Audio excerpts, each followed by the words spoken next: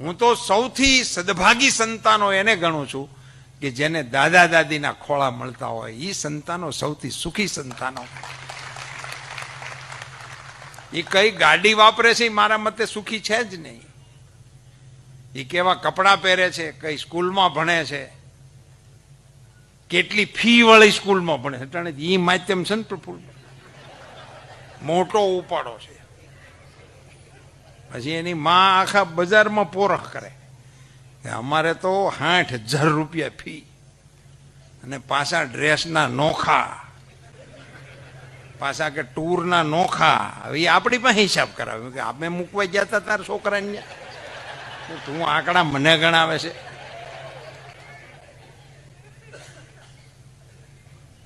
હવે એમાંથી હું નીકળતું છે રામ જાણે. પણ કુટુંબ વગર કેવો હર્યો ભર્યો આપણો સમાજ હતો સાહેબ. આપણે સંયુક્ત કુટુંબને બોજ ગણ્યો, સંયુક્ત કુટુંબને મજદૂરીમાં ગણાયું, ઝઘડા માટેના કારણોમાં ગણાયું. અને એવું જો હોત ને તો એના લોકગીત ન બન્યા હોત.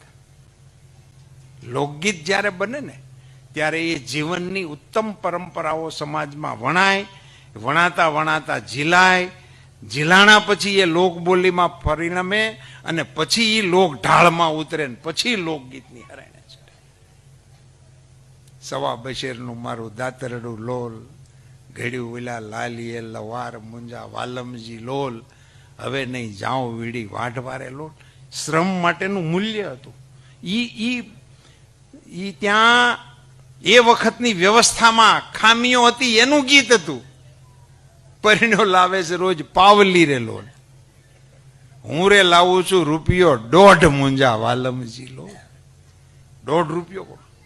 એ જે ગીતો હતા એ હવે જો તમારી આ સંયુક્ત કુટુંબ વ્યવસ્થા એ બોજરૂપ હોત તો એવા ગીતો કેમ આવ્યા છે?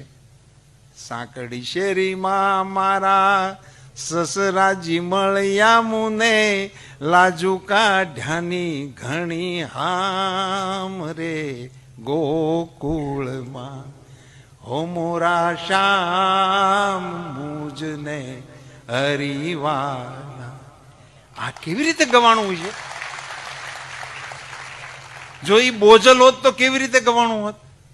સાંકડી શેરીમાં મારા જેઠજી મળ્યા મને, ઝીણું બોલ્યાની ઘણી હામ.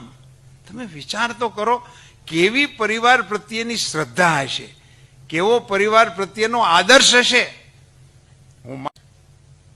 અમે તો ગામડામાં, હું તો હજી રહું છું, હજી આપણે ત્યાં ગામડામાં કહેવત છે, બોલાય આમ લોકો અમસ્તા અમસ્તા વાતચીત 5 છે શેઠે સડતા નહીં, 3 અંદર જાય તો 2 ખેડશે. એ શેઠે સડાય. પણ એ ક્યારે થાય? સંયુક્ત કુટુંબ હોય તો કહેવાય. એક કલ્યું હોય તો સમાધાન જ કરવું પડે, પગે જ લાગ્યા રાખવું પડે, એનાથી કઈ થાય જ નહીં. ક્ષમતા વિહોણા થઈ ગયા. મોરલ ઓથોરિટી જે આપણી રહેતી હતી ને કુટુંબમાંથી આવે. એકાદ નાનો હોય, કોઈ નબળો હોય, ધીમો હોય તો એ સંયુક્ત કુટુંબમાં ખબર ન પડે. કુટુંબની શાખ ભેગી શાખ એ કુટુંબનો જ ગણાય. એ નાનું મોટું એમાં ગણાય નહીં. એની હારે એના ઉછેરને કોઈ બાધ ન આવે, એના વિકાસને કોઈ બાધ ના આવે.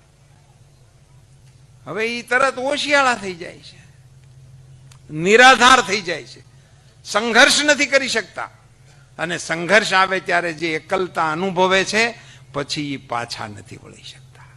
પછી પાછા નથી વળી શકતા. એને સમજણ હોતે ને પડે છે કે અટાણે જો ભાઈઓ હોત, અટાણે જો પપ્પા હોત, અટાણે જો મમ્મી હોત, એમ તો એને પછી આંચકા આવે છે. પણ ત્યારે તો આપણે લીલું વાટી ચૂક્યા હોય કે તમે એટલે અમે નહીં ને અમારે ત્યાં તમે નહીં. એવી રીતે જે કુટુંબોને તોડી નાખ્યા. કેવી કેવી સુંદર કલ્પનાઓથી આપણા સંતાનો વંચિત રહી જાય છે. હું તો સૌથી સદભાગી પેઢીને દોષ દેવાની જરૂર નથી. તમે એને કશું પીરસ્યું નથી. તમે એને દેખાડ્યું નહીં કાંઈ ને. તમે તમારા પિતાશ્રીના તમારા માતુશ્રીના પગ દબાવતા હોય અને એ તમારા છોકરાએ જોયું હોય તો કોક દિવસ પગ દબાવવાનું આવે. નહીંતર કે ડેડી અવાજ ના કરો, સુઈ રહો, ડિસ્ટર્બ કરો છો તમે. અત્યારે અમારી સિરીઝ ચાલે છે, એનું કારણ એને નથી માથું દબાવતા જોયો નથી, તને ભાડ્યો જ નથી, તે નથી દબાવ્યું. મૂળ વાંક આપણો છે. એ જ્યાં હવે એ તમે કેવી રીતે દબાવવાનું કરી શકો? કારણ કે તમે જ પહેલેથી નક્કી કર્યું કે આપણે નોખું રહેવું છે ને વેહવાળ સુધી પોગી ગયા. અમારે તો એકલ્યું ગોતવું છે. તો મોટું કુટુંબ છે, મેં તો હલસ બોલે એમાં અમારી દીકરીને ક્યાં નાખવી? અરે એ હલસમાં જ એની સલામતી છે. હલસ બોલે એમાં સલામતી છે. હું તમારી જાણકારી માટે કહું, મારે એક પોલીસ વડા સાથે બેસવાનું થયું હતું.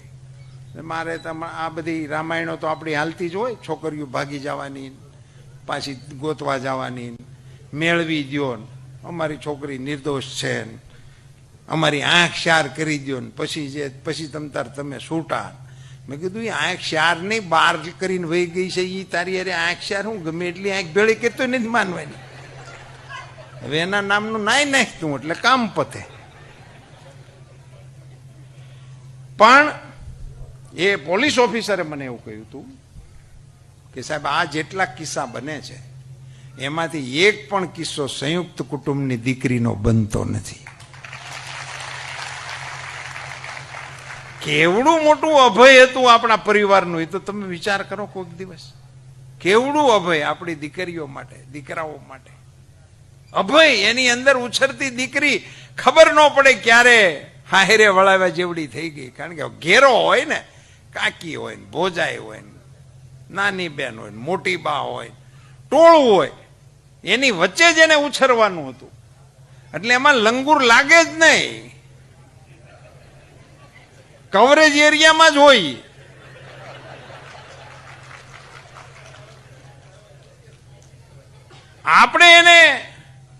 આપણે આપણા પરિવારની લાડકીઓના છત્રને છીનવી લીધા છે અને પછી હવે રોવા બેસીએ છીએ. એનો વાંક નથી, આપણો વાંક છે. આપણે પરિવાર તોડી નાખ્યો. ઓચિંતાની આળસ મરડી, જબકીને રાધા જાગી રે. પરોઢ થયું ને પાંગરિયું મન, વન વાસળિયું વાગી રે. ઘરને ખૂણે ઘંટી જાગી, ગીત મંડી ગઈ ગાવા રે.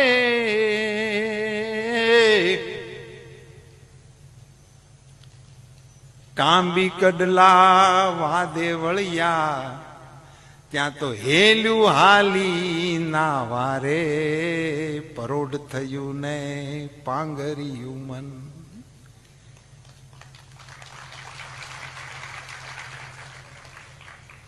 ઘંટીથી ગીત ગાતા ગાતા સવારમાં દળવાનું કામ કરતી હતી અમારી માતાઓ. કાંબી કડલા વાદે ચડ્યા એટલે છાશું ફેરવતી હતી, એટલે કાંબી કડલાના અવાજ આવતા. હેલ્યું હાલી નાવા રે, હેલ્યું લઈને પાણી ભરવા જતા, પેલા એને ઉટકતા, એટલે હેલ્યું નાવા હાલી એમ ગીત ગવાતું.